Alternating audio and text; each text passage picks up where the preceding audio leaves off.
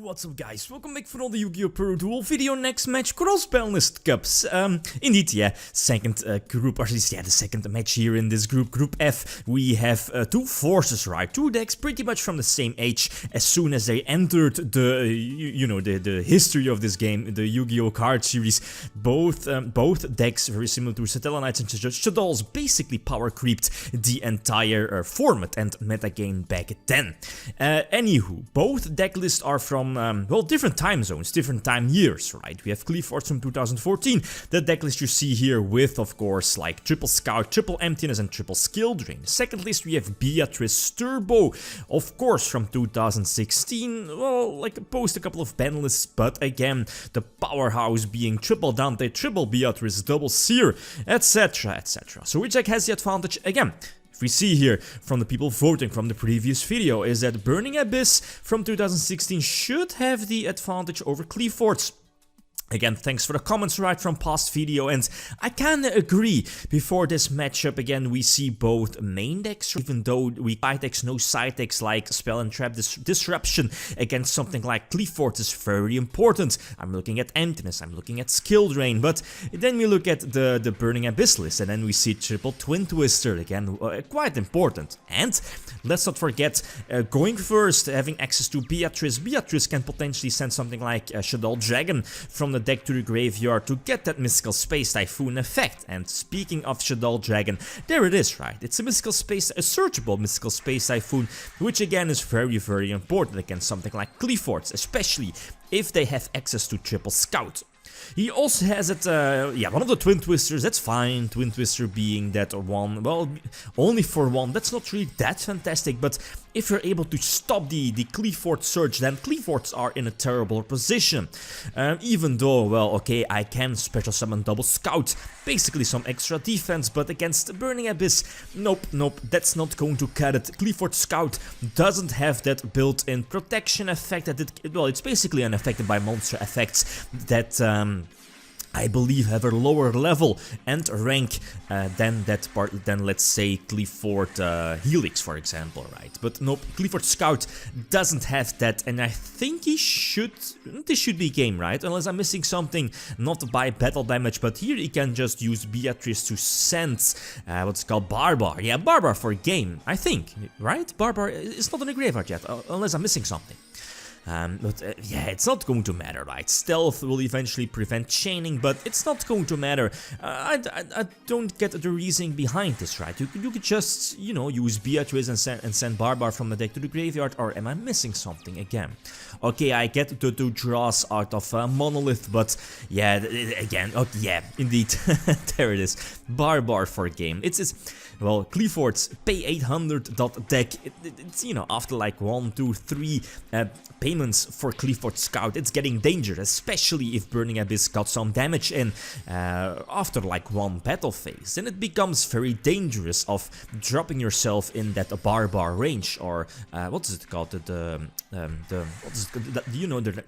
rank 3 one, Nightmare Shark. You know which one I mean? The guy that can attack directly. Man, it has been years. Anyway, Skill Drain is decent against Burning Abyss, prevents, you know, the big floodgates like Burning Abyss, like Beatrice from using her effects, and this basically, you know, makes my monsters those big threats, right? Although, again, with 400 life points left, I'm in that Barbar range. Not really sure if he has Barbar access here. Again, not really sure about the graveyard effect. Okay, he gets back the Seer, I guess that's fine. That I think does not give him access to that direct Barbar, right? But I think I have the Phoenix Chain set, so I can potentially prevent the Barbar from attacking, and eventually I could bounce it back to the hand with one of my Qliphorts. Emptiness is fine, I guess, deals some extra damage, but he's, at least I'm still in Barbar range. He's left with only 100 life points, but again, I wasn't able to push for the game, I think, unless I'm missing something, right? But again, having that Skill Drain on the field, no monster effects, and I keep drawing into those extra Qliphort monsters too. Yup, and that was needed. I believe it's Helix? Yeah, indeed it's Helix, to pop the face down set being the Fog Blade, so no protection for that, at least on that Seer, I think. So 1-1, it's all going fine. Pretty much as expected. Anyway, so game number 3, the opponent again getting to start. That's again a super solid opening turn of double Dante. Only 1 mil though, there is already the Barbar for some extra burn damage. The Beatrice of course, and that's a problem, right? The Beatrice can turn herself into a Mystical Space Typhoon, so I need 2 scouts opening turn. Sadly no scouts, just normal summon Helix with that, you know, the Qliphort continuous spell prevents it from being destroyed by a battle. That's decent against Burning Abyss, especially because Helix is unaffected by Farfa or something like that, right? But, okay, Mind Crush was activated, I think, was it on Tour Guide? I believe it was on Tour Guide. Keeping Fiendish Chain, I guess, but again, it felt that I was super far behind here. Especially, again, he has the extra deck access without Vanity's Emptiness, without Skill Drain. You know, he just has the extra deck to get, at least to special summon those spell and trap disruption cards, like the Break Sword, for example, and you know, this should be, well, yeah, he has more than enough attack power here on the field. 2 sets, not really sure which, is it double Fog Blade? I'm not really sure. Qliphort Disc isn't really that fantastic. Okay, I can get some bounces here with Helix, I think, and well, yeah, it's not going to matter, right?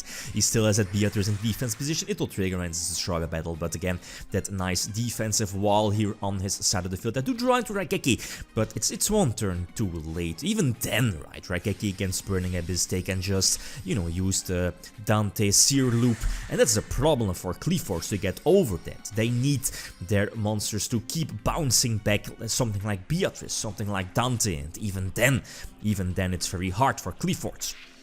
Going first, I do have Scout, okay, that's all fine, getting the extra search. It's normal summon, you know which one I mean, is it Carrier? Yeah, man, those names, it has been ages, or at least it feels like it has been ages last that I played with Qliphort. Flip over Skill Drain, but again he has a Twin Twister, like, it feels he's playing 6, 7 or 8 Twin Twisters in a main deck, always having that Twin Twister, and this was, at least this kind of felt like a tell, having another Twin Twister here. Yeah, just leaving the Skill Drain here face up. Well, then again, Skill Drain not that fantastic against Burning Abyss, it's decent, but that second Twin Twister, of course, paying the 800 tier on Qliphort Scout, there is a Twin Twister, or there was a Twin Twister, getting rid of the Skill Drain as well. It's fine, I guess. It makes my Qliphort monster, you know, it makes their it makes their continuous effects live. That's what I wanted to say. So Carrier on the field, Monolith as that huge beat stick, it's not going to matter too much. I'm left at like a little over 4k life points, and against Burning Abyss, that's very dangerous. Yeah, Qliphort Scout doesn't have that protection effect like the other Qliphort monsters. It will get punished. I think he should be able to attack for game here using Break Sword. Yeah, indeed, targeting himself to go for the Rebellion, right? Yeah, indeed, he has Beatrice as well to go for the potential Barbar if this is not game through battle damage. But it is, yeah, what can I do, right? What can I do? So, yeah, I think we have a well-deserved winner. It felt like, well, Qliphort, with all of their floodgates, very strong, especially without the side deck, but the fact that Burning Abyss do main deck direct answers, as in their extra deck, like Break Sword, and the rank 3 as well, the, you know which one I mean, the rank 3 that pops back rows,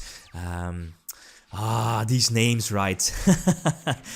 These names. Anyway, you know which one I mean. And even though the triple Twin Twister, like, it felt pretty much every game the Twin Twister. Yeah, speaking of Twin Twister again, and yeah, Qliphort do need those traps, do need the emptiness, do need the skill drain to slow down the opponent, especially against something like Burning Abyss. Yugioh as well, let alone that Dante Mill, Seer Graph, and Farfa, I think. Yeah, Farfa not being able to banish something, but yeah, again, he has enough fueling power on the field. I don't think this is game pure battle damage, but again, he has Beatrice, so he can just send Barbar during my turn from his deck to the graveyard, and that's again sadly more than enough to attack for a game. So this game just is a prime example how this matchup felt. what can I do, right? That Barbar extra burn damage, yeah, Burning Abyss, poking for gain, at least giving the Qliphort some extra battle damage, and then Qliphort, yeah, with their pay 800, it's becoming very difficult, right? So again, I think we have a well-deserved winner here with Burning Abyss, sitting at 6 points, Qliphort sitting at 3 points. Next matchup, we have Lightsworn Zombies versus Paleofrogs, 60 card Paleofrogs, that is. So again, like always, feel free to leave your prediction, top right corner, vote, or yeah, again, like always, feel free to leave a comment. Okay, thanks for watching, and feel free to leave a comment or a like if you enjoyed the video. I'm signing out. Peace.